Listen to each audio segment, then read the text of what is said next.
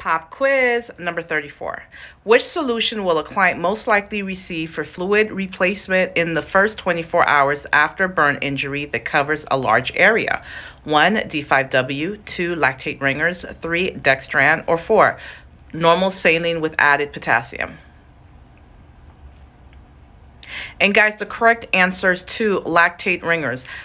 Guys, listen to me. As a student, I promise, if you see burns and they're asking which fluid to give the patient, it's going to be lactate ringers. You don't see lactate ringers, choose normal saline. And here's why. Lactate ringers, this crystalloid is wonderful for fluid volume replacement. It's going to do the job. Now, look at the other choices.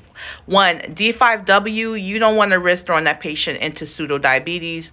3, Dextran.